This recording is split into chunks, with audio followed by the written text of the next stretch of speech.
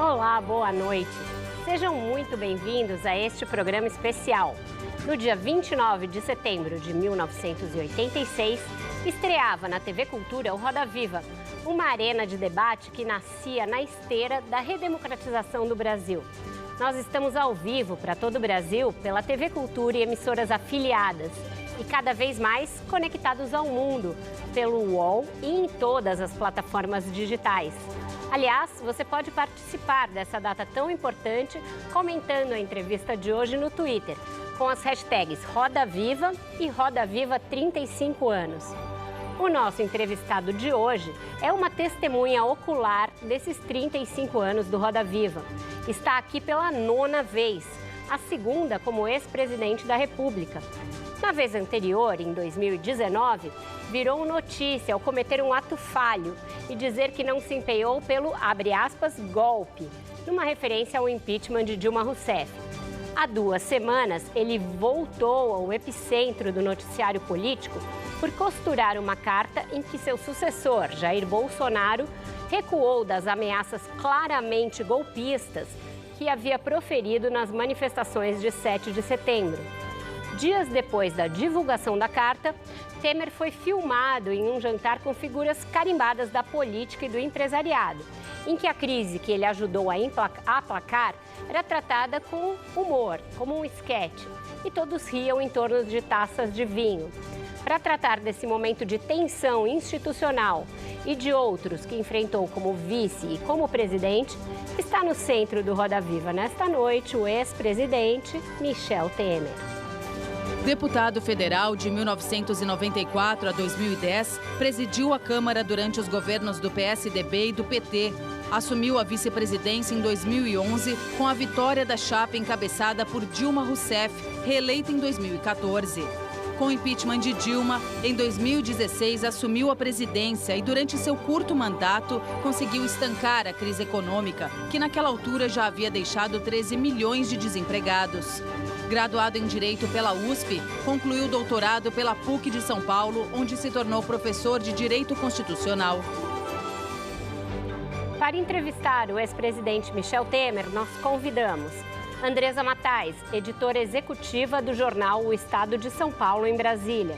Vinícius Mota, secretário de redação do jornal Folha de São Paulo. Basília Rodrigues, analista política da CNN Brasil.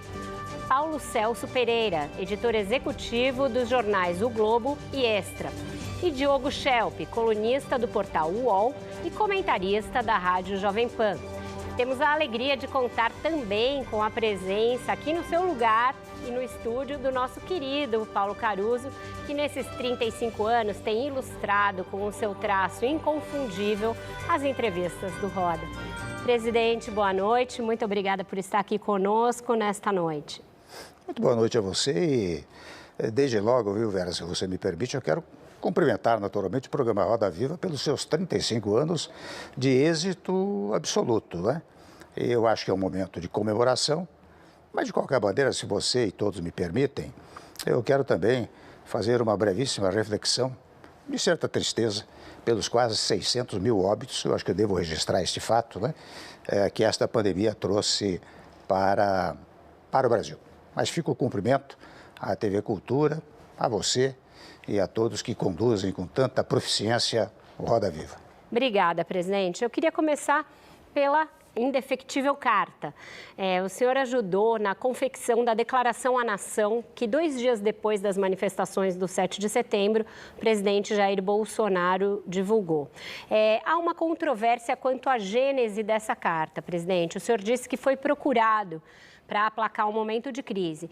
E numa entrevista à revista Veja, na última sexta-feira, o presidente meio colocou na sua conta a iniciativa da carta. Disse que o senhor o procurou preocupado e que ele aceitou ver o que o senhor tinha para mostrar. Queria saber exatamente como se deu, porque eu acho que isso é importante para a gente saber exatamente quais foram os movimentos e o que o senhor acha que resultou dessa sua participação para acalmar os ânimos. O senhor acha que é confiável esse recuo do presidente? Olha, Vera, você sabe que eu li até a entrevista da Veja, né? E a expressão que a Veja traz é a seguinte: num dado momento em que ele está comentando os fatos, ele diz, e houve o telefonema do Temer, né? E houve o telefonema, não se sabe se eu liguei para ele ou ele ligou para mim. Mas o fato, e aqui publicamente... É verdade, teve o telefonema do Temer, ele falou para mim, o que a gente pode fazer para dar uma acalmada? Mas parece que a iniciativa foi sua. Pronto. E, na verdade, o que ocorreu é que, interessante, até me permita relatar, quando foi na sexta-feira que antecedeu o 7 de setembro, muitas pessoas me ligaram, né? Alguns graduados até, dizendo, Temer, vem cá, você é ex-presidente da República, você sempre tem uma palavra de certa moderação, até alguns me disseram, talvez o presidente Bolsonaro possa ouvi-lo, né? E você deveria fazer alguma coisa. Mas eu confesso que o que é que eu poderia fazer a partir daquela sexta-feira? Absolutamente nada. Mas veja como roda o universo, né? Quando chegou, né, passa sexta, sábado, domingo, segunda, terça ou 7 de setembro, não é? Quando chega no dia 8, às 20 horas, eu fixei este horário, o presidente me ligou. E eu já não falava com ele há uns 8, 9 meses, que eu não trocávamos um telefonema, né? E ele me disse, olha, o presidente, o que achou do movimento de ontem? Eu até tomei a liberdade de dizer, presidente, é para falar com cerimônia ou sem cerimônia? Ele disse, sem cerimônia. Eu disse, eu acho que o senhor levou muita gente para as ruas, isso é verdade. Agora, o seu discurso, presidente, não combinou com aquele momento. Não cabe na voz de um presidente da República dizer o que foi dito a respeito de um ministro do Supremo Tribunal Federal. Eu nem sei se caberia numa conversa a 3, 4 pessoas, mas imagina uma multidão. E daí ele me disse, eu vou contar tal como as coisas se passaram, né? Ele me disse, olha, você sabe, acho que eu exagerei um pouco, aquele momento, etc., né? Muito caloroso, né? Com a multidão na rua. Mas, sabe, o ministro Alexandre, o senhor é muito amigo dele, daí ele me disse, ele me traz senhor, eu trato o senhor também, né? O senhor é muito amigo dele, né? Eu não quero brigar com ninguém, presidente. Eu quero ver se encontro um caminho de tranquilidade e quero contar com o senhor. Eu digo, olha, o que eu posso fazer? Aquela é a verdade. O que eu posso fazer para acalmar um pouco a situação?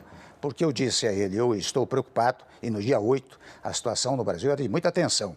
Caminhoneiros lá em Brasília, caminhoneiros de Santa Catarina, Rio Grande do Sul, vários estados, e dispostos não só a paralisar o país, não é? E eu sei disso porque eu enfrentei uma greve de caminhoneiros, como de resto, como eram fãs do presidente, poderiam naturalmente, eram as ameaças que vinham à luz, né? Poderiam naturalmente, enfim, causar problemas físicos em relação a prédios, etc., né? Daí ele me disse, olha, precisa ver como é que eu posso fazer tudo isso. Eu disse, o senhor quer que eu fale com o ministro Alexandre? Não é? Eu vi que o assunto era esse. Disse, seria ótimo, porque eu não quero briga com ninguém, etc. Muito bem. A partir dali, eu tomei a liberdade de falar com o ministro Alexandre.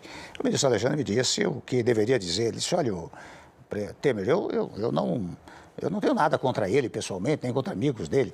Você sabe que eu decido juridicamente. Eles têm toda a razão. Mas talvez, quem sabe, nós possamos distensionar um pouco isso, né? Porque também o ministro Alexandre estava sofrendo as mais variadas ameaças, né? Uma das últimas até, ele me contava, foi de que empresários que ofereciam um prêmio, uma recompensa pela cabeça do Alexandre, não é? E eu disse, olha, sim, daí ele me diz, o que você sugere? Ele disse, eu sugiro um documento escrito, porque o documento escrito tem assinatura, não é? Em que os tópicos seriam o seguinte, primeiro, cumpra a Constituição, segundo, cumpra decisões judiciais, terceiro, reconhecendo seus valores como professor e jurista. Quarto, aquilo foi no calor do momento, uma coisa mais ou menos assim. Ele me diz, olha, se for assim, evidentemente que melhora muito a situação. Eu também não quero tensionar o país, evidentemente. Daí, sim, eu perguntei para ele, porque ele me disse que ligaria no dia seguinte. E no dia seguinte, de fato, 6h30 da manhã, ele me ligou, dizendo logo o seguinte, olha, presidente, eu estou mandando um avião aí para pegá-lo, para o senhor almoçar comigo e nós trocarmos ideias. Ele disse, presidente, só conversar por conversar não vai valer a pena. O que eu acho razoável, eu tenho uns tópicos aqui em face daquela conversa que eu tive com o senhor ontem, se estiver de acordo, eu posso chegar aí. Eu li para ele e disse, olha, está ótimo, pode vir aqui, nós vamos redigir isso daí. Daí eu fui para lá, cheguei lá, era pelas 12h30 mais ou menos, naquela salinha de almoço lá do Planalto, eu apresentei a ele os tópicos, ele leu, concordou e me disse, olha, eu vou redigir então, você me dá umas 2 horas, vai ficar mais umas 2 horas? Claro, sem dúvida alguma. Eu até fui visitar o governador Ibanez, voltei 2h30 depois, ele estava com uma declaração pronta, com todos aqueles tópicos, não é? Porque eu disse, sim, na conversa que eu tive com ele, ele disse, presidente, esses caminhoneiros que estão aí são todos seus fãs. No momento que o senhor produzir essa declaração, eles vão ser desmobilizados. Isto é bom para o seu governo, porque eu sei como é isso não cai no colo de ninguém, cai no seu colo, se houver desabastecimento, não é?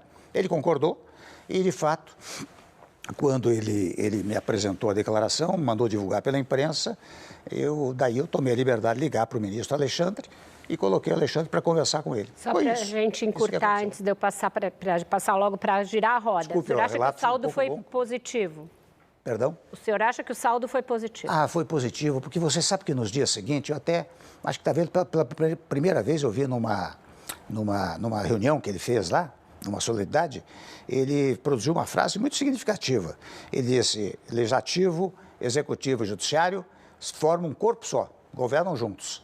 Então foi um passo estupendo. E você percebe que mesmo na entrevista à Veja, ele amenizou muito a situação, né? Então, eu penso que deu algum resultado. A gente detalha melhor. Basília, por favor. Oi, tudo bem, presidente? Boa noite. Obrigada, Vera, pelo convite. Parabéns pelos 35 anos do programa. Presidente, algumas coisas a gente sabe muito claramente, nitidamente, quando o assunto é Michel Temer. Ele defende o semipresidencialismo, ele defende uma agenda robusta, né, do ponto de vista das reformas, mas neste momento da história do Brasil, a gente tem algumas dúvidas sobre Michel Temer. Ele vai concorrer novamente às eleições presidenciais, quem sabe como vice de Jair Bolsonaro? Se você vê um Biden brasileiro? Não, olha, com toda franqueza, Basília, eu já acho que já cumpri o meu papel. Eu confesso que isso não está no meu horizonte. Reconheço até que as mais variadas pessoas, às vezes dizem, olha, você poderia se apresentar, afinal você tem experiência, você, de alguma maneira, ajudou a distensionar o país e, convenhamos, você fez reformas fundamentais para o país no curtíssimo período em que você governou o Brasil, mas eu confesso a você que não está no meu horizonte, não só de presidente, muito menos de vice, né? Realmente eu não tenho no meu horizonte essa hipótese. Vice só mesmo da Dilma. O senhor aceitou a tarefa de ser vice? Tudo atende a um determinado momento histórico, né? Aquele momento histórico foi assim, mas hoje eu confesso que não tenho essa intenção. Presidente, boa noite. Também queria parabenizar o programa pelos 35 anos. É muito importante esse canal, que a gente tem tanta liberdade, né, para poder entrevistar. Presidente, queria voltar rapidinho na questão da carta, porque existem duas leituras com relação à questão da carta. Uma leitura que acho que é o que o senhor coloca, que foi necessário para apaziguar o país. Mas também tem um outro grupo que lê essa carta como uma interrupção de um processo que se voltou a discutir no país, de o impeachment do presidente Jair Bolsonaro. Naquele momento ali que cercou o 7 de setembro, 10 partidos, inclusive o MDB, o seu partido, eles começaram a discutir com mais intensidade a questão do impeachment. Alguns MDBistas que não falavam do assunto vieram à tona, o PSDB, que nunca defende impeachment, se reuniu, se colocou na oposição, iniciou o debate sobre o impeachment. Então, na avaliação de algumas pessoas, esse movimento do senhor foi quase uma rota de fuga do presidente Bolsonaro, ofereceu ao presidente Bolsonaro uma rota de fuga desse caminho que fatalmente ele encontraria ali na frente, tamanha o conflito que o país se encontrava. Eu queria ouvir um pouquinho do senhor a respeito dessa avaliação sobre o seu gesto. Na ocasião, até pessoas do MDB ficaram um pouco desconfortáveis com essa aproximação do senhor com o presidente Bolsonaro. Eu conversei com alguns ministros do Supremo que também não entenderam muito por que o senhor entrou ali, porque eles leram a sua atitude dessa forma. Olha aqui, Andressa, você sabe, eu, tal como disse a Basília, né, você sabe que eu trabalho muito hoje pelo sistema semipresencialista. Há o fundamento de que no presidencialismo o impeachment é sempre um transtorno. Você sabe que eu cheguei ao poder em função até de um impedimento. Mas eu reconheço que toda vez que há um impedimento, há um trauma institucional. E por isso que eu optei pela modificação do sistema de governo. Primeiro ponto. Segundo ponto é que, na verdade, interessante, eu contei a história da sexta-feira, em que muitos me telefonaram, porque eu sentia um clima muito negativo no país. E, evidentemente, em face da provocação, digamos assim, do presidente Bolsonaro, eu não poderia me omitir. Eu vi naquilo, realmente, um momento em que poderia distensionar as questões todas. Porque, veja bem, você talvez um pouco, digamos assim, um pouco cru naquilo que vou dizer, mas eu acho que aquele movimento que estava se verificando de caminhoneiros e outros tantos que, convenhamos, um pouco fanatizados, né? Você não sabia onde aquilo ia acontecer. Vamos supor, vou figurar a hipótese, que se propusesse o impedimento, se abria o impedimento, etc. Eu não sei o que essa gente faria. Isso geraria uma espécie de uma quase conflagração civil, o que não é desejável para o país. Segundo ponto. Terceiro ponto, você veja, uma coisa é o impeachment iniciado no início do governo, no meio do governo. Outra coisa é um impedimento que, vou figurar para você, digamos assim, temporalmente, né? Vamos dizer, o impeachment aberto agora em outubro, não é? Você tem outubro, novembro, dezembro, janeiro, para tudo, fevereiro, vai retomar em março, quer dizer, você vai levar 8, 9 meses discutindo o impedimento no país, coincidentemente com a eleição, não é? E veja, o impeachment não é um julgamento jurisdicional, porque no julgamento jurisdicional, a prova é inconteste e muitas vezes leva à condenação. No julgamento do impedimento, o julgamento é político e julgamento político significa conveniência e oportunidade. Até eu tenho um pequeno volume de direito constitucional escrito, onde eu dou exemplo de um impedimento que, digamos assim, se processe nesse exemplo que eu estou dando. E lá na frente se verifica que, embora a prova seja cabalmente conducente à ideia do impedimento, mas verifica-se que, se for decretado o impedimento, haverá uma guerra civil. Então, o Congresso Nacional diz, olha, é melhor não ter isto, porque mais 3, 4 meses nós temos eleições e vamos superar esse momento. Então, eu acho que naquele momento em que eu tomei aquela providência, provocado, porque eu não tenho poder nenhum, não é, Andressa? Eu simplesmente fui provocado. Eu achei que poderia colaborar minimamente e acho até, eu devo registrar, que eu me surpreendi com a repercussão, porque quando saí de lá, eu me lembro que alguém me mostrou, a bolsa deu um pico para cima, o dólar caiu, as pessoas começaram a procurar e dizer que coisa boa, você, enfim, ajudou a pacificar o país. Eu espero até que isso perdure. Se perdurar, eu vou dizer a você, eu não me arrependo minimamente do que eu fiz, porque daí nós podemos entrar nas eleições... De ter salvado o presidente do impeachment. Perdão? O senhor não se arrepende de ter salvado o presidente do impeachment? Eu que não estava no meu projeto, eu nem pensei nisso. Eu pensei em distensionar, não é? A regra geradora da minha conduta foi distensionar o país, que foi o que me pediam desde aquela sexta-feira que eu mencionei. Nem pensei na história do impeachment. Por que foi o impeachment do presidente há 120, 130 pedidos que já foram apresentados há mais de ano e meio e jamais foram levados adiante, né? Então, eu não tive isso em mente. Certo. Só tive em mente, realmente, a distensão. Paulo Celso, por favor. Presidente, boa noite. Parabéns, Vera, parabéns pelo programa. Presidente, 2 anos atrás, o senhor veio aqui no Roda Viva e o senhor fez 2 afirmações que eu queria que o senhor revisitasse. Uma o senhor disse, perguntado em quem tinha votado, o senhor falou que votou em quem não falou mal do senhor, que é do presidente Jair Bolsonaro, que não havia falado mal. E o senhor elogiou, disse que o governo dele tinha ao menos uma coisa boa, que era dar continuidade a tudo que o seu governo fazia. Em face disso, eu queria fazer 2 questões. Uma, se o senhor se arrepende do seu voto de 2018, qual é a avaliação que o senhor tem do governo hoje? E caso no ano que vem a gente chegue a um segundo turno novamente do presidente Bolsonaro com um candidato do PT, que tantas críticas fez ao senhor, esse candidato hoje claramente ao ex-presidente Lula, em quem o senhor votará? Bom, a segunda parte da sua pergunta, eu peço que você me faça numa nova entrevista em maio ou junho do ano que vem. Primeiro ponto. Não é? Primeiro ponto. Até porque, né, Paulo Celso, você sabe que tudo se antecipou, essa história da antecipação eleitoral, eu acho, com a devida licença, um verdadeiro absurdo. porque nós estamos tratando da campanha eleitoral como se não tivesse pandemia, como se a economia estivesse a 1000 por hora, né? Este ano, 2021, teria que ser de combate à pandemia, não é? Com todos unidos, reunificados, em primeiro ponto. E segundo ponto, recuperar a economia, combater desemprego, essas coisas que nós todos sabemos como é.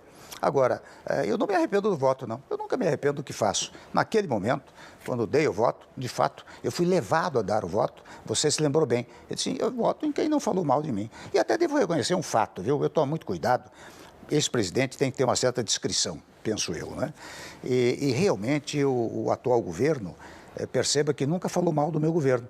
Ao contrário, ele deu sequência ao meu governo. Você veja, nós reduzimos os juros, reduzimos a inflação, eles continuaram a reduzir os juros, a reduzir a inflação. Agora não mais. Agora, sim, agora voltou, está voltando. O que é uma preocupação, que é até objeto de uma coisa que o Moreira Franco está cuidando, que é uma coisa de fazer uma espécie de ponte para o futuro 2, uma nova proposta para o país. Mas, de qualquer maneira, eu devo dizer que a reforma da Previdência, por exemplo, de fora a parte de todas as reformas que fizemos, a da Previdência nós demos sequência no nosso governo, convencemos o Congresso e a população de que era indispensável, inafastável a reforma da Previdência, e logo o governo deu sequência a isso. E continua a dar sequência a vários atos do nosso governo. De modo que eu tomo muito cuidado em falar mal do governo, né?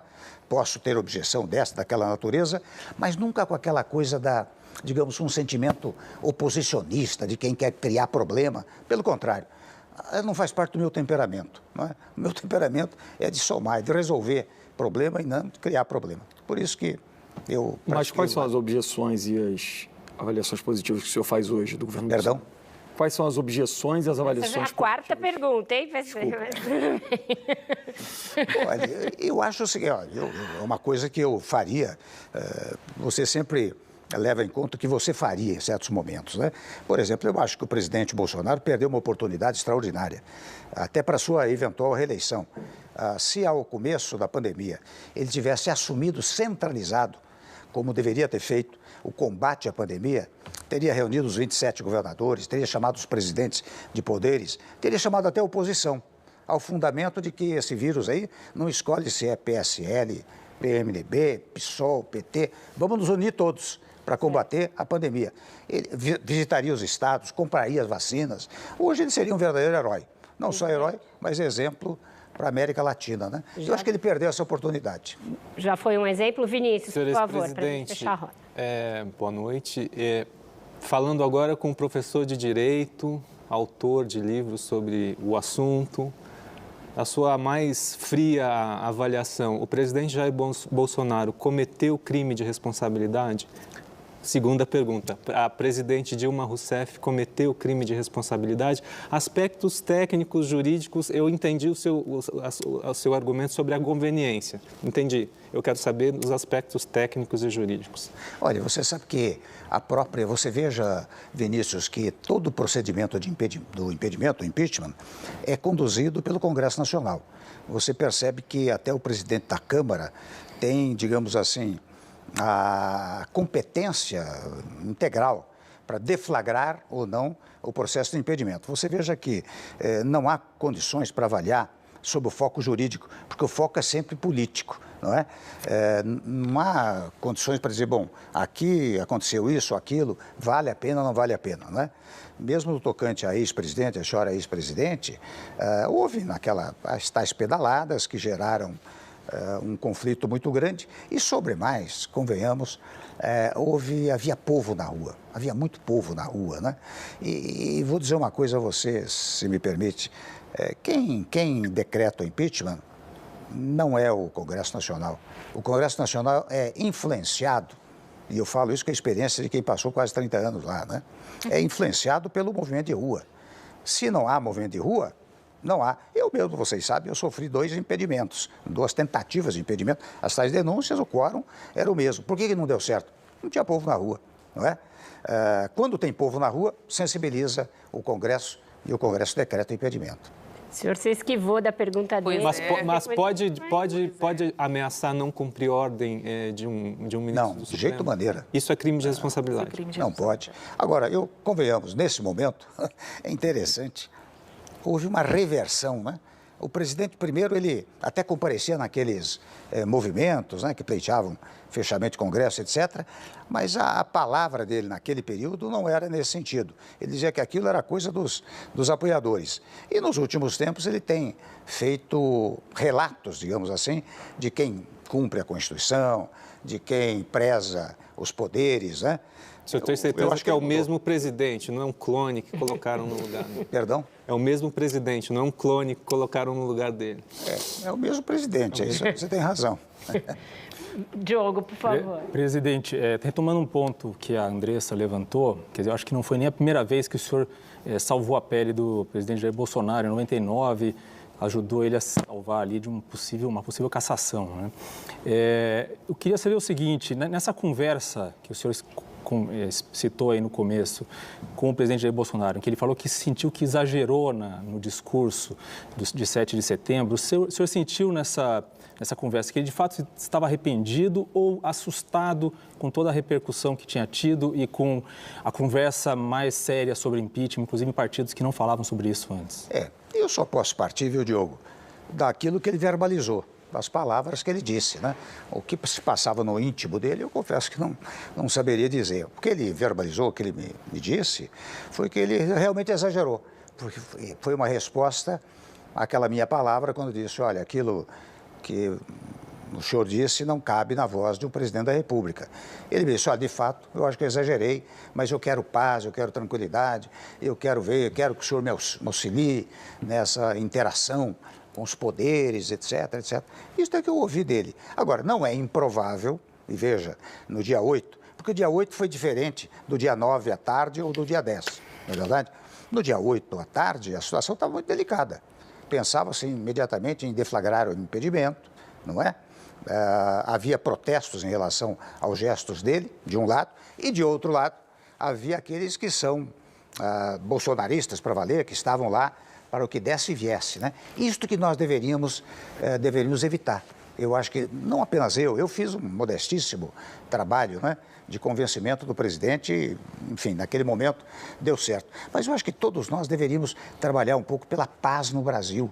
As pessoas, olha, e vou dizer a vocês, eu acho que teve essa repercussão porque o povo já estava cansado dessa divergência brutal que existia não só entre instituições, como de resto, no meio popular também, entre as pessoas, não é? Por isso que teve essa repercussão, porque não há coisa mais trivial do que buscar a paz no país, não é?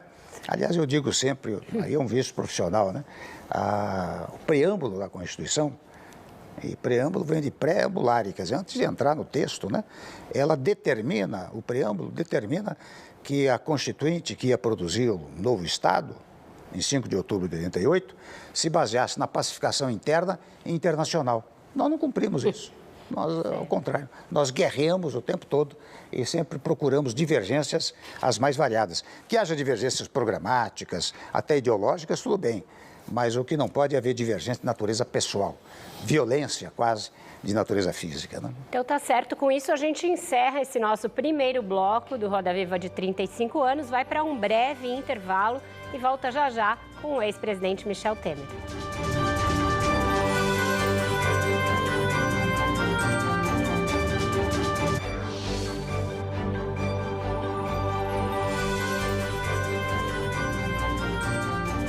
Bradesco, experimente o futuro.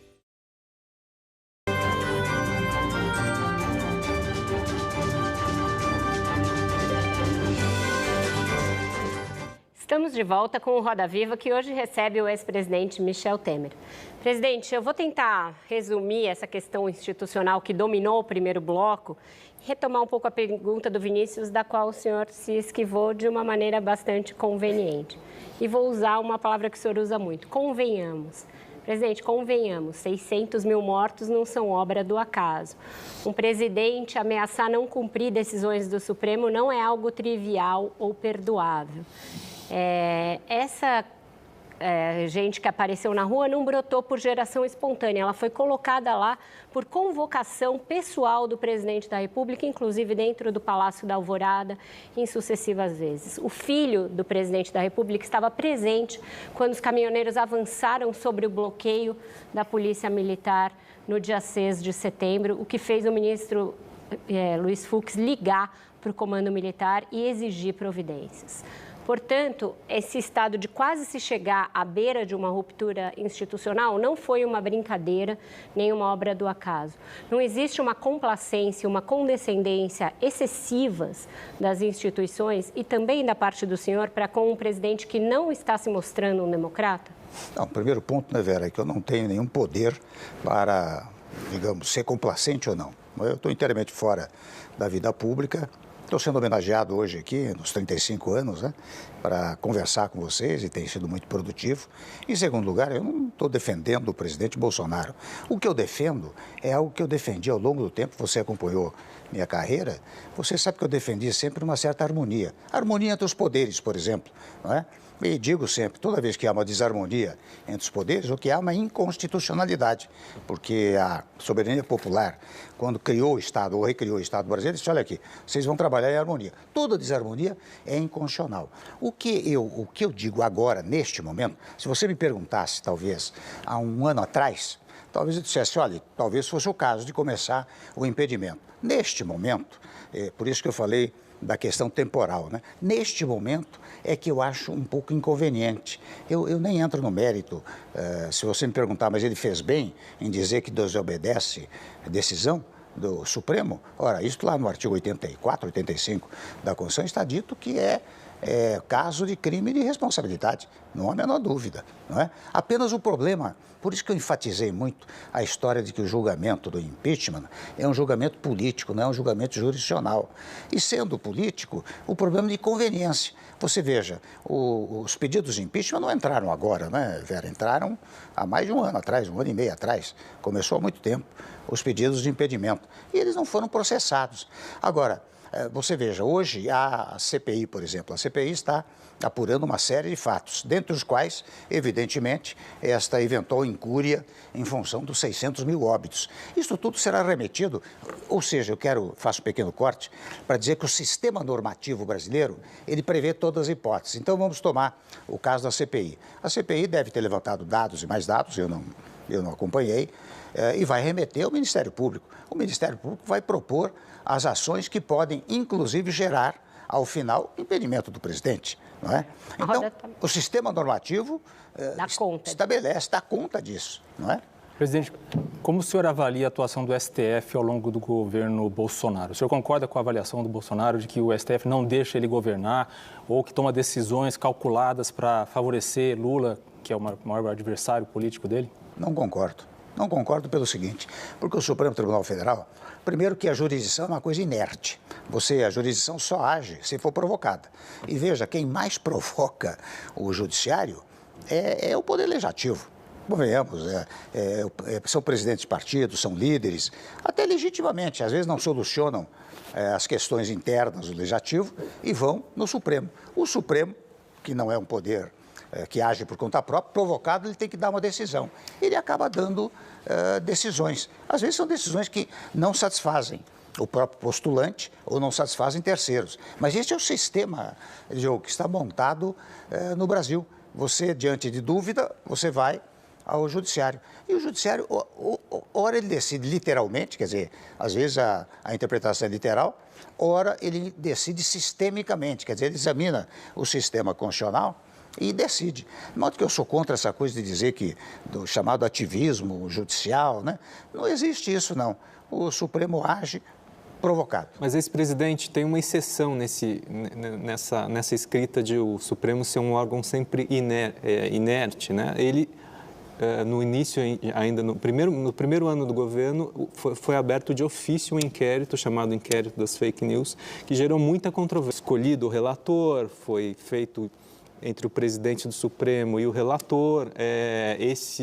Por meio desse inquérito, algumas medidas controvertidas foram tomadas, inclusive contra a liberdade de expressão, ou supostamente contra a liberdade de expressão. Como é que o senhor vê justamente esse ponto, que é um ponto importante da crítica do lado bolsonarista? Olha, você sabe que um dos fundamentos para a interação dos poderes é exatamente que cada poder tem o seu regimento próprio, suas competências próprias, seu orçamento próprio, sua administração própria, entre os quais, reitero, ele edita o seu regimento interno. Ora bem, mais uma vez eu digo aquilo que eu disse há pouco à Vera, o sistema normativo resolve esse assunto, porque está no regimento que se houver uma agressão ao Supremo ou a membros do Supremo Tribunal Federal, pode-se instaurar o inquérito. É evidente que todo mundo diz, mas isso não pode, porque tinha que começar pelo Ministério Público, pela Polícia Federal, mas há uma regra que excepciona essa hipótese, que é a regra do regimento interno. Por isso que, no particular, acho que foi até era presidente o Toffoli, né? Toffoli. Sim, Toffoli designou de o ofício. Alexandre, o ministro Alexandre. E o Alexandre foi designado pelo presidente e o relator. Baseado no regimento. Ou seja, o que nós precisamos no Brasil, com a devida licença, é começar a perceber como funciona o sistema normativo, né? Como é que funcionam essas coisas. Portanto, tem amparo, a meu modo de ver, este inquérito que foi aberto, né? Presidente, a gente falou muito sobre o pós-7 de setembro, mas eu queria saber a avaliação do senhor sobre o 7 de setembro. A Vera lembrou aqui que não foi um movimento espontâneo, que subitamente apareceram milhões ou centenas de milhares de pessoas nas ruas. Foi um movimento que o presidente convocou durante um longo período, em que havia muita estrutura, carro de som, enfim, toda uma estrutura física também relevante. E existem algumas hipóteses, né? Algumas pessoas acham que o presidente gostaria efetivamente de provocar uma ruptura institucional e aí mobilizar as polícias militares, enfim, tá? Essa é uma das teses. Acho que existe também um aspecto que ele é alvo de mais de 100 pedidos de impeachment e ele ali demonstrou inegavelmente uma força popular. Ele tem uma parte numerosa da sociedade, ainda que seja minoritária, segundo todas as pesquisas, que está com ele. Queria saber qual a análise do senhor sobre o 7 de setembro. O que o presidente Bolsonaro quis ao convocar uma massa de manifestantes nas ruas e demonstrar força e aí, enfim, fazer todos os ataques que ele fez às instituições. É a mesma crítica, viu, Paulo César, que eu fiz à história das campanhas eleitorais antecipadas. De alguma maneira, ele quis também, que ele está, ninguém vai negar isto, né? Ele está num permanente trabalho pela reeleição, não é verdade? A mesma crítica que eu fiz lá atrás, eu faço a esse movimento. Como faço aos movimentos? Porque também vamos pensar no seguinte, você não pode pensar que só um grupo pode convocar movimentações populares. O outro grupo também tem o direito de convocá-los, né? E é verdade, você tem razão. Naquele período, argumentava-se muito que talvez a polícia ou as polícias militares, né, estariam dispostas a, até vou exagerar talvez um pouco, mas isso aconteceu, dizia-se que talvez aquilo fosse oportunidade para um golpe. Não é verdade? E não houve isso. Até curiosamente, o movimento foi pacífico. Ele poderia deixar de ser pacífico se não houvesse, digamos assim, aquela declaração que afinal acabou sendo construída. Daí talvez o movimento se convertesse num movimento agressivo. Mas no dia do movimento, o movimento foi pacífico. Não houve invasão de prédio, não houve absolutamente nada. Mas houve um avanço sobre bloqueios da PM e do DF, que estava fazendo a guarda da Praça dos Três Poderes. Os manifestantes passaram para além do bloqueio que a PM havia feito, a princípio sem muita resistência. Eu vou dizer a você, Vera, isso aqui acontece com frequência no Distrito Federal. Eu dou exemplo do meu governo. Houve um dado momento que aquela coisa, marcharam pessoas para lá, a história do Fora Temer, essas coisas assim. Houve um movimento, muita gente lá. A PM, você sabe que eu tive que decretar uma GLO, uma garantia da lei e da ordem, convocando o Exército porque eles estavam tentando invadir o Ministério da Educação, o Ministério do Planejamento, não é? E a Polícia Militar se acomodou naquele período. É interessante, é um fenômeno curioso lá em Brasília, não sei o que acontece, não é? Menina, talvez isso. Brasília. Presidente, queria falar um pouquinho sobre a presença dos militares no governo Bolsonaro, né? A história do país mostra que os militares, quando se misturam à política, eles demoram a sair, né? Tivemos lá mais de 2 décadas lá de ditadura, agora eles se esparramaram ali no governo Bolsonaro. Num próximo governo, não se elegendo o presidente Bolsonaro, a senhora acha que vai ter muito trabalho para tirar os militares da política? Olha aqui, a primeira coisa que eu quero lhe dizer é o seguinte: eu tive muita convivência com os militares, não só na presidência, mas na vice-presidência, quando o presidente da Câmara, né? O que eu posso dizer a você, em várias reuniões que eu tive, é que eles são rigorosamente cumpridores da Constituição Federal, primeiro ponto. O segundo ponto, e este é um ponto político, eles não querem jamais repetir 64. Eles não têm o menor interesse em fazer isso. Terceiro ponto, realmente hoje a afirmação é que há muitos militares no governo, né? Eu não sei, talvez isso tenha sido o seguinte, viu, Andressa? Talvez por ele ser militar, não é? E ligado às forças militares, ele leva, digamos, pessoas que ele conhece, com que ele convive, né? Como, mais modestamente, no meu tempo, eu trouxe muitos advogados, né? Eu sou da área jurídica, é mais ou menos natural. Mas não significa que os militares tomaram o poder neste momento, né? Significa que estão cumprindo uma função civil.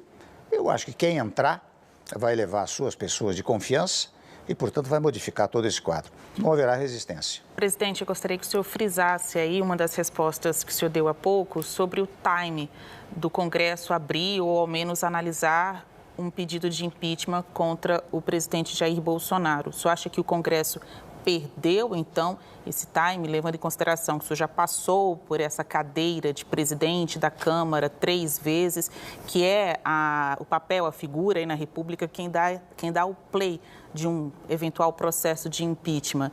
Se o senhor fosse o presidente da Câmara hoje, o senhor teria dado, então, esse play? E se o senhor acha que tem de haver prazo para essa análise, como se discute no Supremo?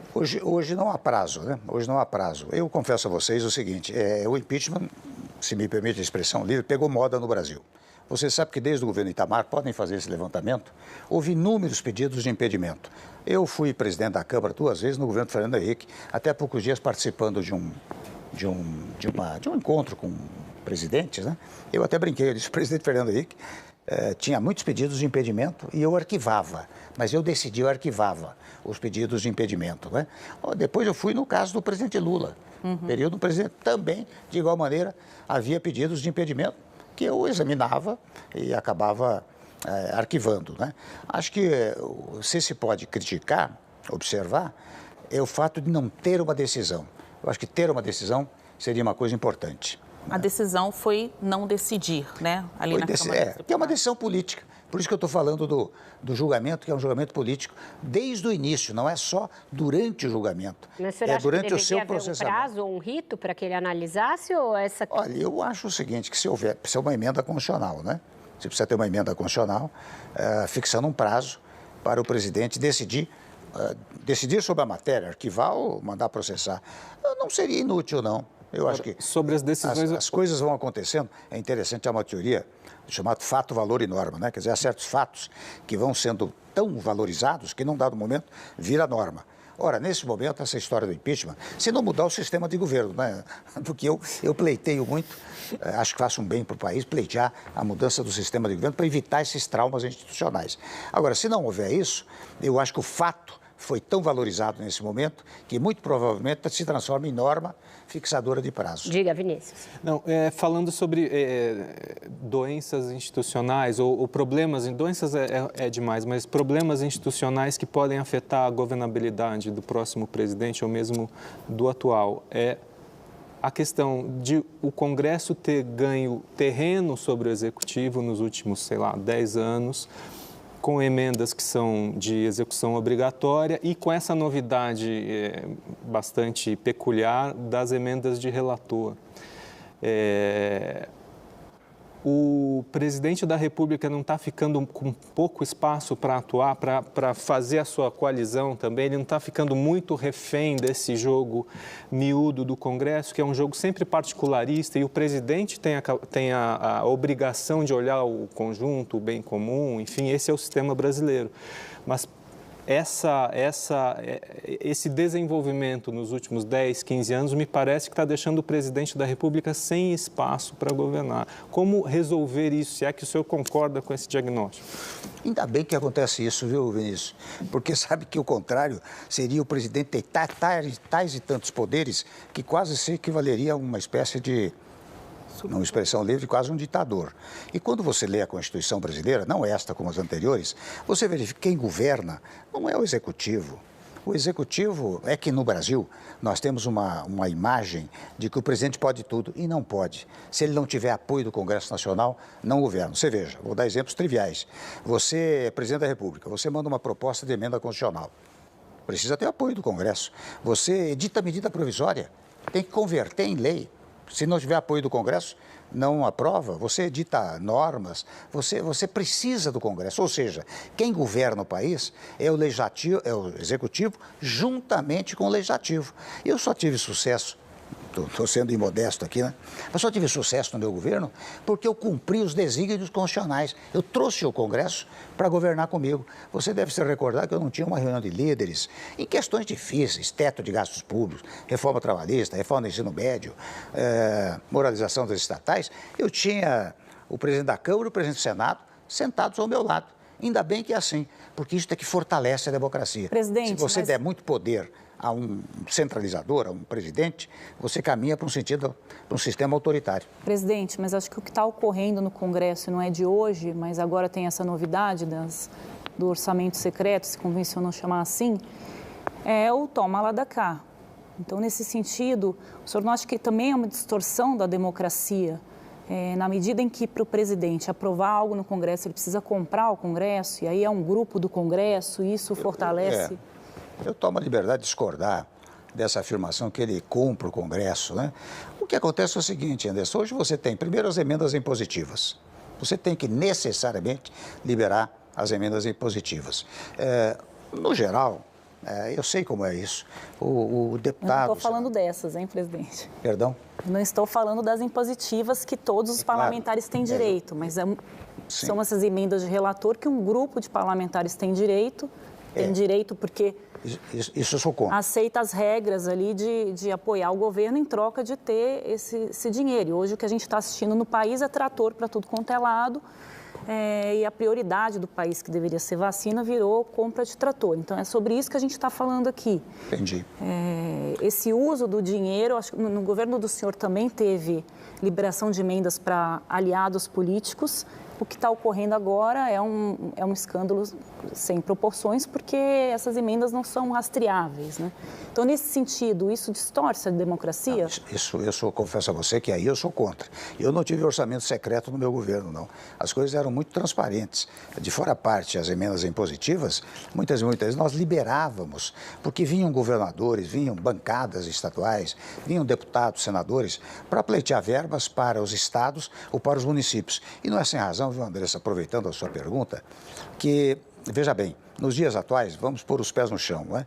O deputado, senador, quando vai pedir voto para a reeleição, ele diz, olha, lembra, eu trouxe as verbas tais e quais aqui para o município, etc. Ora bem, se nós caminhássemos por semipresidencialismo, em que o legislativo passa a ser também executor, quando ele fosse buscar voto, ele diria, olha aqui, eu governei bem.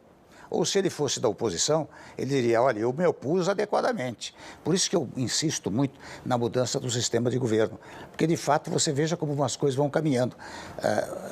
Você tem as emendas impositivas e muitas vezes você tem que acolher certos pleitos. São pleitos fundamentais. Você sabe que, no meu caso, no caso do Rio de Janeiro, por exemplo, houve um dado momento, Andressa, que para realizar as Olimpíadas, eu liberei 3 bilhões de reais, porque senão não teríamos Olimpíadas no Brasil. Quem é que ia pleitear isso? Era o governador, os deputados estaduais, os deputados federais, os senadores, afinal, são os representantes dos estados. Eu não acho que há exatamente uma compra. Agora, se me permite dizer, essa coisa do orçamento secreto, emendas de relator, isso de fato eu acho que é um equívoco. Mas presidente, essa relação que o senhor fala sobre governar junto com o Congresso, que é claro para todos nós a necessidade de você formar maioria, isso, o formato como se estabeleceu. O senhor, por exemplo, tem um bom exemplo. Alguns ministros da presidente Dilma eram ministros dela até a antevéspera do impeachment, no dia seguinte eram ministros do senhor. Vários partidos que governavam com ela, no dia seguinte governavam com o senhor, no momento de divisão total da sociedade brasileira.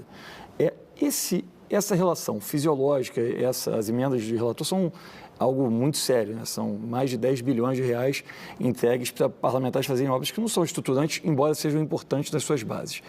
Mas essa relação entre Congresso e partidos políticos, notoriamente os do Centrão, não são um dos fatores essenciais da rejeição social ao Congresso, à classe política, a esses altos níveis de impopularidade da classe política que a gente observa em todas as pesquisas eleitorais?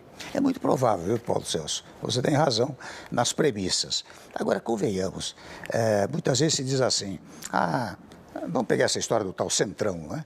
As pessoas dizem, bom, o presidente não deveria admitir, vamos dizer assim, indicações desse chamado Centrão. Se é assim, por coerência, o presidente deveria dizer, olha aqui, eu não quero o voto dessa gente, não. Ele já começaria perdendo uns 100, 120 votos saída, não é? Lá no Congresso. Você soma isso à oposição, imagine como é que o presidente vai governar. Primeiro ponto, eu não tenho esse preconceito. Segundo, as pessoas que lá chegaram, não chegaram levados por uma centelha divina. Chegaram por uma expressão da Constituição que diz, todo poder pertence ao povo. Então, quem chega lá vai levado pelo povo. O que se pode verificar, ou pregar, divulgar, alardear, é o seguinte, olha aqui, você precisa escolher melhor. Né? Então, esse pessoal que está lá não serve. É por isso que, aliás, o sentido de república é isto, né? Sentido republicano significa temporariedade de mandatos, diferente da monarquia, que é vitalícia. É que termo republicano hoje, fulano deu um espirro republicano, tudo virou republicano. Né? Lamento dizer, é que as pessoas não lidam com conceitos, não é verdade? Então, quem está lá chegou levado pelo voto popular. Então, qual é a solução? Chegar na próxima eleição e modificar, não é? Então, eu volto a insistir. Quando alguém leva... O problema é que o Congresso foi muito renovado na última eleição e parece que depois que chega lá... Aí houve... foi renovado em função da eleição do presidente. Sim. Na verdade, foi isso, né? Mas depois as práticas vão se repetindo, né, presidente? Mas isso, olha, nós estamos aqui conversando, né? Nós estamos dizendo isso, vocês estão dizendo isso para milhares de espectadores que certamente estão assistindo. Aí tudo depende de uma pregação. Essa pregação vai se estabelecendo no meio popular. Mas eu acho que o povo hoje, mais do que nunca, ele começa a acompanhar muito a atividade política. Eu acho que há um acompanhamento mais sério, especialmente em função das redes sociais. Presidente, acho que está acontecendo isso, né? Presidente, o senhor já disse que não gosta da antecipação da conversa eleitoral, mas é um fato concreto, está dado, está acontecendo, né? Dos nomes que estão aí apresentados como possíveis candidatos para 2022, qual, na sua opinião, tem mais chance de atrair os votos de quem não quer nem Lula nem Bolsonaro? É difícil dizer também, viu, Diogo? Pelo seguinte, até vou fazer um comentário aqui. Durante um bom período, eu achei que os partidos lançariam pré-candidatos para que, afinal, se escolhesse uma candidatura, não é? Tendo em vista a história da polarização, da radicalização, não é? Um candidato seria escolhido. E quando eu digo isso, eu digo interessante, não é em homenagem à candidatura, é em homenagem ao eleitor. Porque o eleitor, se ele não quiser um dos polarizados, não é? Ele diz, eu quero uma opção, nesta opção. Até ele pode dizer, eu quero um dos polarizados. Se for eleito, muito bem, toma posse e governa. Então, homenagem ao eleitorado, não é homenagem ao candidato. Agora, o que está acontecendo no presente momento, eu pelo menos verifico, talvez esteja equivocado, mas eu verifico que alguns que estão sendo cogitados serão candidatos de qualquer maneira. Não é? Eu vejo o candidato lá do Ceará, já é candidato, não tem essa história. Candidato lá do Ceará é o Ciro Gomes? Ciro Gomes. Não, logo se vai vê ser que é o candidato. seu predileto. Agora, no PSDB, quem for eleito, quem for escolhido na prévia, seguramente será candidato. E tem outros 2 ou 3 que também se lançam como pré e candidatos. Então, vai atomizar o voto na chamada coluna do meio, terceira via, né? Isto vai manter o quê? Vai manter a polarização. Esta é uma avaliação que eu faço no presente momento. Posso estar enganado, o tempo é que vai dizer, né? Vamos desdobrar esse assunto também na volta do intervalo, mas agora vamos para mais uma interrupção. Voltamos já com Roda Viva.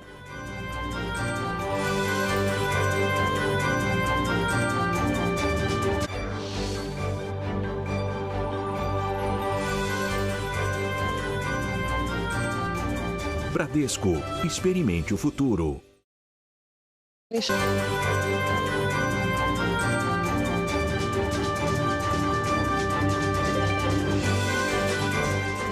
Estamos de volta com o Roda Viva, que hoje recebe o ex-presidente da República, Michel Temer. Presidente, o senhor falou do caráter reformista que tiveram seus 2 anos e alguns meses de mandato. Uma dessas reformas foi a que instituiu o teto de gastos federais. E essa questão do teto está em constante discussão no país, porque, ora, o teto é premido por questões como o Fundeb, que depois ficou fora do teto, e agora, de novo, a questão dos precatórios, que não cabe no teto. Está se estudando um puxadinho ao teto para que caibam os precatórios e para que haja um jeito de pagá-los. O senhor acha que essa engenharia foi mal desenhada e ela precisará ser revista, ou o senhor segue defendendo o teto como uma âncora importante para o ajuste fiscal brasileiro? Ela foi muito bem desenhada, viu, Vera? Pelo seguinte, ela parte de uma concepção muito frugal, que é o seguinte: ninguém pode gastar mais do que aquilo que ganha. Ora, o país também não pode gastar mais do que aquilo que arrecada. Você percebe que o prazo dessa emenda constitucional é de 20 anos, sendo certo que ela poderia ser revista, vir a ser revista no 10º ano. Há o fundamento de que talvez em 10 anos você consiga empatar o que arrecada com aquilo que gasta. Primeiro ponto. Segundo ponto, a própria emenda constitucional, ela prevê, ela tem uma válvula de escape que é para os casos de calamidade pública ou comoção interna. Um parágrafo da emenda constitucional remete ao artigo 167, parágrafo 3º, se não me engano, da Constituição Federal, que permite os chamados créditos extraordinários. Então, vamos dizer, nesse caso da pandemia, que é uma calamidade, você não precisa sair do teto, você vai ao artigo 167, está prevista na emenda do teto constitucional. Agora, esta questão dos precatórios é um pouco mais delicada, porque você não pode tomar isso como crédito extraordinário para poder pagar os precatórios. Agora, quero dizer o seguinte, que o governo tem que achar uma fórmula, porque você veja, o precatório, ele deriva de um preceito constitucional relevantíssimo, que é o direito à propriedade. Então, vou figurar mal aqui, vamos dizer que eu venda para você um imóvel e você me diga, olha, eu vou pagar em 5 meses, daqui no 5º mês. Chega no 5º, não, agora só vou pagar daqui a 20 meses. Quando chegar no 20º, você diz, só vou pagar daqui a 30 meses. Ora, eu estou figurando essa hipótese, porque também assim, você vai ao judiciário e num dado momento há uma sentença transitada em julgado e a expedição do precatório que entra numa ordem de prioridades. Então, isso é recompensa pelo direito de propriedade, não é? Eu acho que o Congresso Nacional que tem que dar uma solução para isso. Eles estão tentando até uma emenda constitucional, não é? Fora do teto. Porque o teto, viu, Vera? O teto, eu quero ressaltar esse ponto, a vantagem do teto é que ele dá credibilidade fiscal interna e internacional, não é? Porque você vê que o teto, ele é limitativo do próprio presidente da República.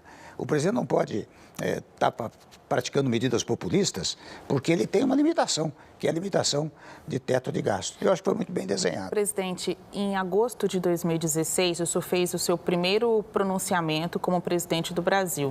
Recordar é viver, né? Chegar ali, ouvir as suas palavras como o presidente do país, em que o senhor diz que a decisão que o levou a essa cadeira foi do Congresso Nacional de maneira democrática e transparente. E me chamou a atenção que o senhor ainda deixou uma mensagem para o seu sucessor. Obviamente, a gente não imaginava naquela ocasião que o eleito seria o presidente Jair Bolsonaro. O senhor disse que iria entregar um país reconciliado, pacificado e em ritmo de crescimento. O que aconteceu de lá para cá? O senhor acha que isso aqui foi destruído no governo de Jair Bolsonaro ou houve um insucesso desse ideal ainda no seu governo, em especial sobre o aspecto da pacificação, porque foi o Brasil que o senhor entregou que elegeu o governo Bolsonaro? Bom, em primeiro lugar, você fez uma frase que serve de mote aqui para a minha resposta, né? Eu entreguei um país pacificado. Sabe por quê? Porque você se recorda que houve uma oposição ferocíssima, né? Ilegítima. Até interessante, eu não achava ilegítima a oposição. Os que perderam o poder se opunham. Nada mais natural. A única coisa é que eu não protestava contra o protesto, porque eu era governante do país, eu era presidente da República. Então eu dizia, a oposição cabe opor-se, a mim cabe governar. Acho que vocês não viram jamais uma palavra minha de agressão à oposição política que se fazia. Depois, você sabe que houve uma oposição institucional para me derrubar do governo. Houve uma coisa forte, solene, poderosa para derrubar o governo. Não é? Aliás, questões que foram levadas adiante por uma conjugação de esforços de uma entidade pública, que é a Procuradoria, mais outras figuras, né? E que hoje estão destruídas pelo Poder Judiciário. Mas houve tudo isso e eu não protestava. Eu protestava juridicamente, única e exclusivamente juridicamente. Portanto, eu segui na linha da pacificação do país. Primeiro ponto. Segundo ponto, fiz reformas fundamentais. Convenhamos, mexer em direito do trabalho é um vespeiro. Nós fizemos, Basília, por diálogo. Você percebe que não houve uma greve depois da reforma trabalhista, não é? Porque o meu ministro do Trabalho, Ronaldo Nogueira, ele visitou as federações de serviços, indústrias, sindicatos. Quando nós mandamos o projeto para o Congresso, falaram 4 ou 5 representantes dos empregados, 4 ou 5 representantes dos empregadores. Veja o diálogo da tal pacificação, não é? No teto de gastos públicos, convenhamos, é uma limitação para os próprios parlamentares, que nós dizíamos há pouco que os parlamentares querem verbas, né, para mandar para os seus municípios, pois aquilo foi aprovado numa segunda-feira, na madrugada de um feriado. Terça-feira seria feriado.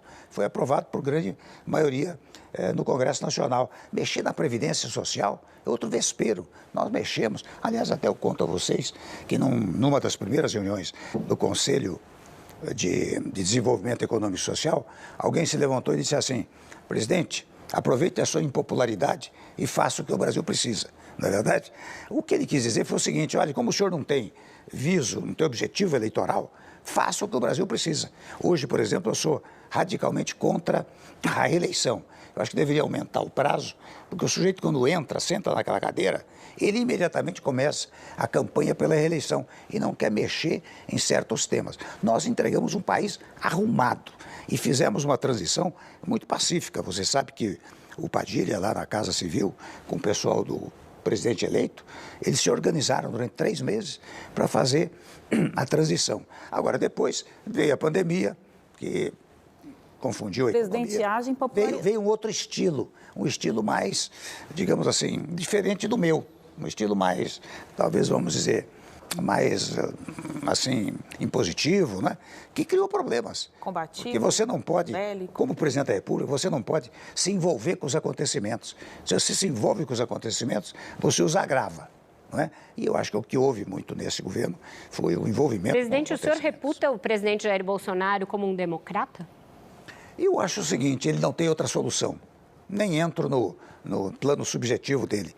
É que as instituições democráticas, viu, Vera, elas se fortaleceram de uma tal maneira, há uma consciência democrática no país, e isto inclui as Forças Armadas, que não é possível o sujeito pensar numa coisa não democrática. Eu não sei o que se passa na cabeça deles, não sei dizer, mas se ele pensa naquilo que se chamava golpe no passado, ou um sistema autoritário, tira da frente, ele não consegue. Diga, Andressa. O senhor estava falando da impopularidade, né, na resposta para a Basília, e haja impopularidade, né? Você terminou o governo com recorde de impopularidade Graças entre presidentes. É verdade, porque eu pude fazer o que o Brasil esperava. Mais próximo do zero. É verdade.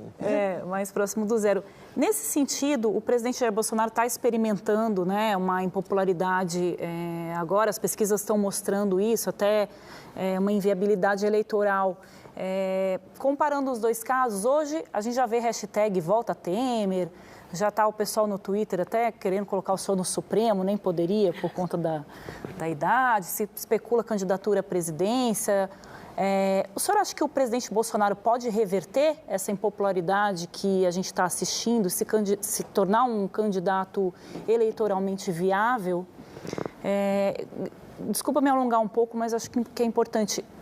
Também tem um grupo de direita ali que está avaliando que é melhor você apostar em qualquer pessoa que derrote o PT, que impeça o PT de ganhar as eleições. E nesse contexto, o senhor estaria em que lado da história? Bom, em primeiro lugar, eu quero dizer que essa história do volta Temer, fica Temer e tal, é, na verdade, um reconhecimento ao meu governo. É assim que eu vejo todo esse movimento que você acabou de mencionar. Em segundo lugar, eu não sei se ele consegue recuperar a popularidade, porque, convenhamos, eu acredito em pesquisa para os dias atuais. Eu não acredito nesta pesquisa para a véspera da eleição. Não é? Você veja que já nós tivemos casos em que a pesquisa no sábado era uma determinada e na boca de urna deu outro resultado.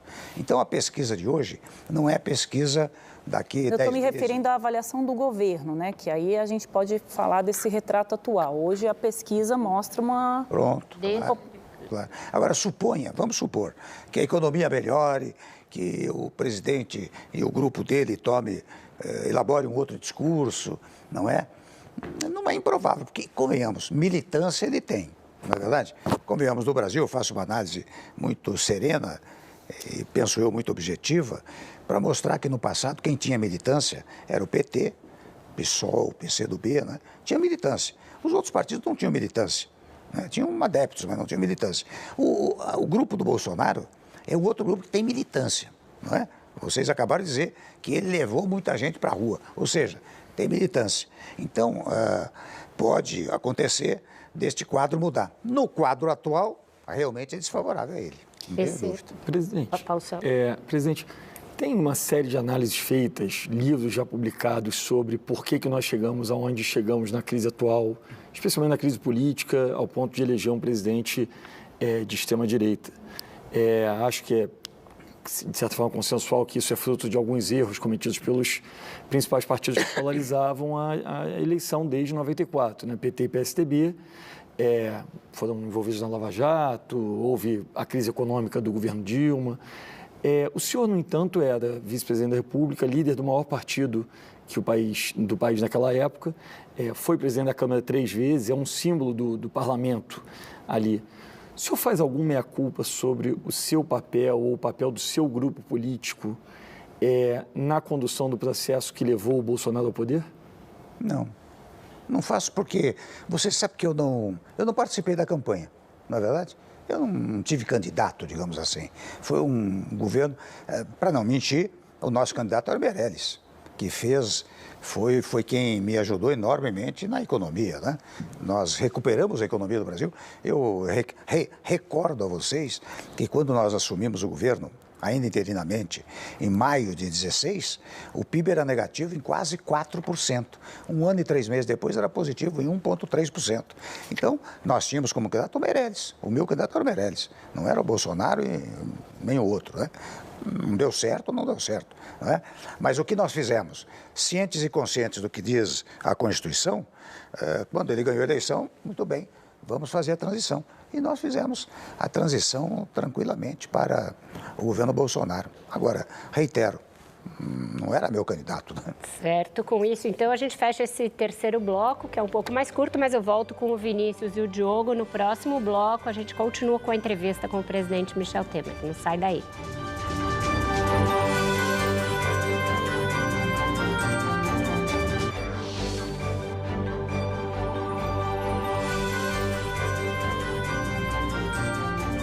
Bradesco, experimente o futuro.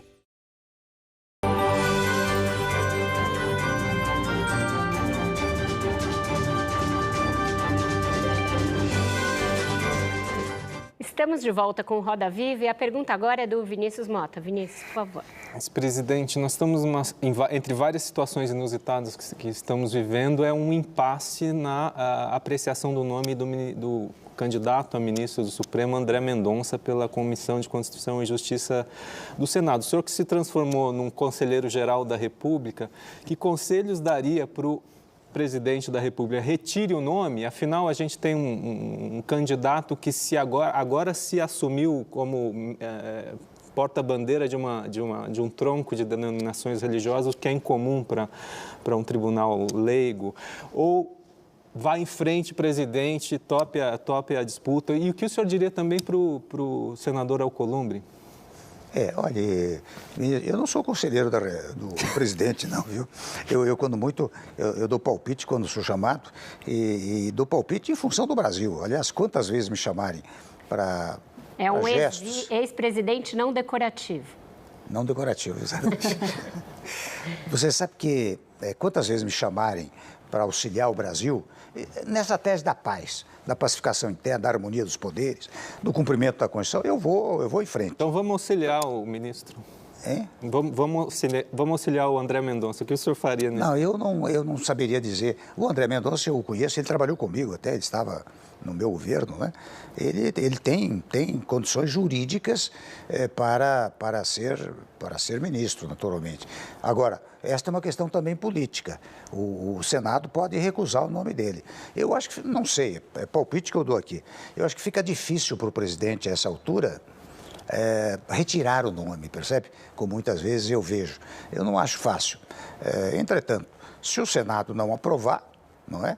Daí, muito bem, o presidente fica livre para designar. O senhor acha possível o Senado não aprovar? Aconteceu uma vez só no governo Floriano, lá atrás. Acho que foi com um médico até, se não me engano. Barata Ribeiro. Barata Ribeiro. Presidente, saindo um pouco desse assunto da crise política, o senhor disse numa entrevista em abril que fez um parecer jurídico para a empresa Huawei, empresa chinesa de tecnologia, sobre o leilão do 5G. Uma reportagem da revista Cruzoeste, fim de semana, diz que a sua relação com a empresa vai além desse parecer jurídico. Eles dizem, por exemplo, que o senhor tem um contrato com uma empresa de relações governamentais que, por sua vez, presta serviço para a Huawei. Não há nada de errado com relações governamentais ou, como se chama também, lobby, né? Desde que seja feito de maneira transparente. Eu queria saber o seguinte, o senhor faz lobby para a Huawei ou, em outras palavras, o senhor fez contatos com agentes públicos sobre temas de interesse da empresa chinesa? Eu dei um parecer, viu, Diogo? Você sabe que eu sou da área jurídica, né? E eu tenho que sobreviver. E como eu estou no meu escritório, eu retomei a advocacia modestamente e tenho sido procurado para pareceres. Não foi só para ele que eu dei, não. Dei outros pareceres e dei para a Huawei, né? Aliás, dei, na verdade, para uma empresa que presta serviços para a Huawei, né? Até se me dissessem, olha, a Huawei está procurando os seus serviços advocatícios, até que eu faria com muito gosto, porque profissionalmente é perfeitamente possível, mas não é isto que acontece, né? E eu, evidentemente, não faço lobby, não. Eu me lembro que alguém, um colunista, não me lembro quem, Temer foi contratado para fazer lobby, eu não faço lobby, não tenho contato com ninguém. Dou pareceres, isso não há dúvida, dei para eles. Dei legitimamente e acho que o governo estava resistindo um pouco, a meu modo de ver, indevidamente e inconstitucionalmente, porque tentava eliminar alguém que poderia participar de uma licitação, né? Das 7 ações penais a que o senhor respondia, quando ainda estava no cargo, depois que deixou, o senhor foi absolvido em 3. 17? Não, 7. 7. Eram 7, o senhor foi absolvido em 3. 2 foram anuladas pelo Supremo, pelo ministro Alexandre de Moraes. Uma tem um habeas corpus trancando a ação em relação ao senhor, em definitivo. E uma aguarda um julgamento de um HC no STJ. Então, no momento, o senhor não responde a nenhuma dessas ações. No entanto, o senhor foi preso 2 vezes no bojo de um desses processos que corria no Rio de Janeiro e que o ministro Alexandre de Moraes entendeu de uma maneira muito análoga à do ex-presidente Lula, que havia ali um problema de competência, que o Rio de Janeiro não era competente para julgar o senhor. Que balanço o senhor faz dessa saga judicial que o senhor enfrentou? E para a população, o entendimento diante disso é de que o senhor foi injustiçado ou de que no Brasil tudo acaba em pizza para poderosos? Olha, em primeiro lugar, eu não fui preso, viu? Eu fui sequestrado pelo poder público, num gesto de uma indignidade jurídica absoluta. Eu até aproveito a sua fala, viu? Porque isso está sendo superado judicialmente. Você sabe que, Vera, que é interessante, um chefe do Ministério Público apresentava denúncias de 150 páginas e o juiz de primeiro grau, em 8 páginas, dizia absolutamente imprestável esta denúncia. Não precisa nem instruir o processo, não precisa ouvir o acusado, não precisa ouvir ninguém.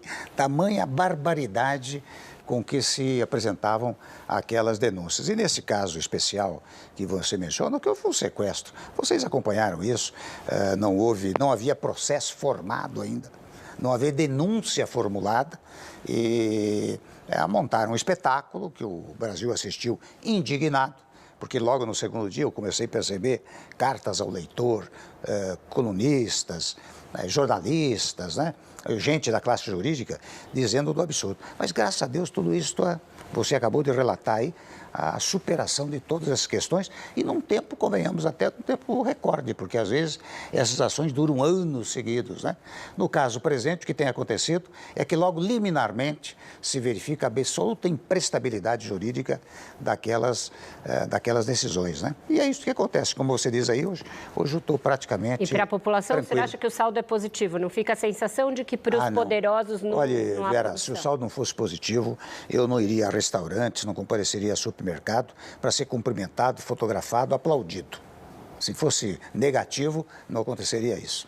Presidente, o senhor aconselhou o presidente Jair Bolsonaro a não concorrer em 2022? Pergunto isso porque tem me chamado a atenção em algumas entrevistas. O senhor cogita essa possibilidade de Bolsonaro dele não querer ser o candidato nas próximas eleições. Então, enquanto todo mundo fala da primeira, segunda e terceira via, em que Bolsonaro, claro, seria um player, o senhor vai numa contracorrente e diz até a possibilidade dele não se candidatar, não concorrer. O senhor deu esse palpite para o presidente Bolsonaro? Não, ele é que disse, viu, Basília?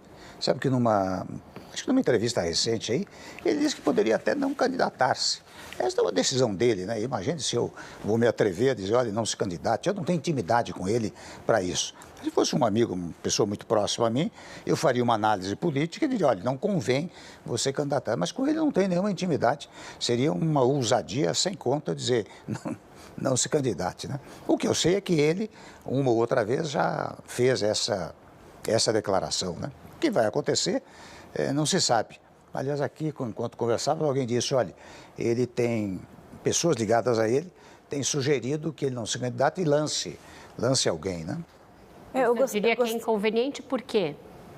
Desculpe, não entendi. O senhor disse que se o senhor tivesse intimidade com ele, diria para ele não se candidatar porque isso seria inconveniente. Por que razão? Não, eu disse que eu não teria ousadia, porque eu não tenho nenhuma intimidade com ele. Se fosse um amigo, alguém próximo a mim, ou Vera, daí eu faria uma análise e diria, olha, não convém você se candidatar, não vai ter sucesso. A ele eu não tenho essa ousadia. Seria como dizer ao Lula, não se candidate, não faria isso, né? Eu queria resgatar, já que o senhor colocou esse ponto da pergunta.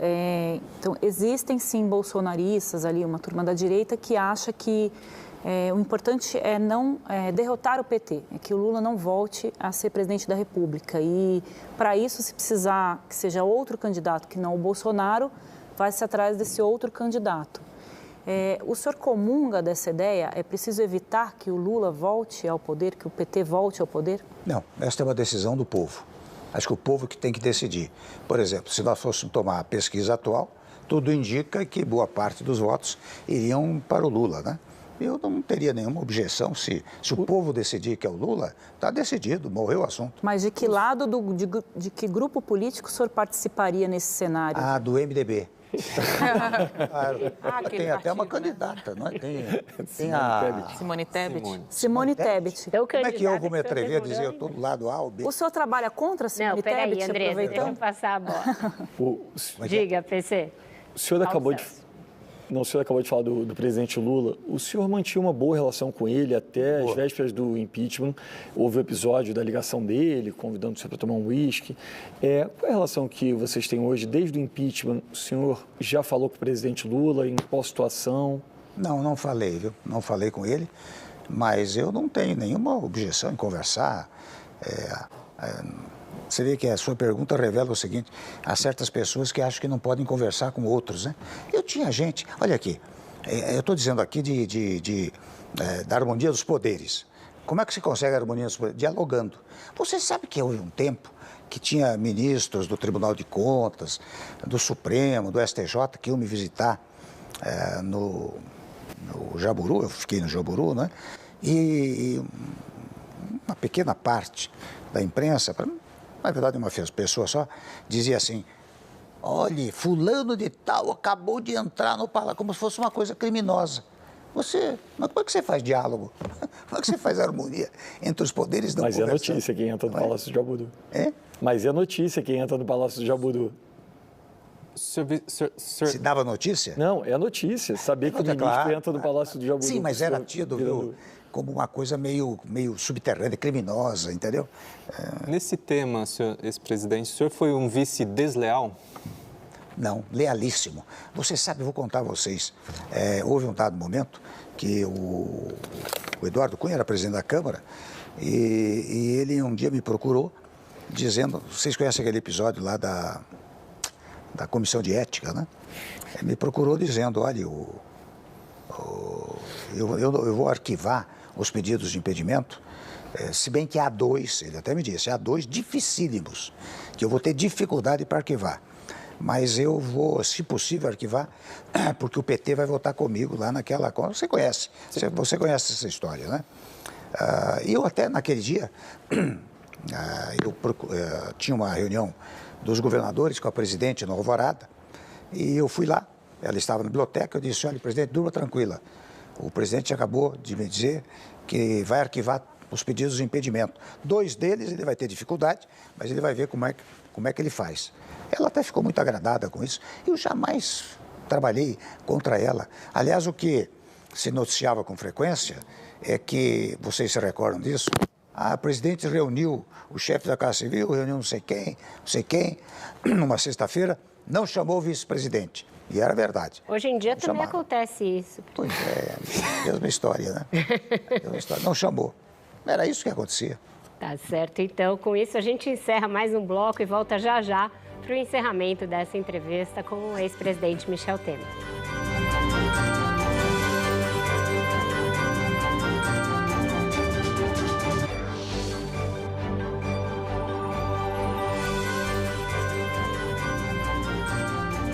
Bradesco, experimente o futuro.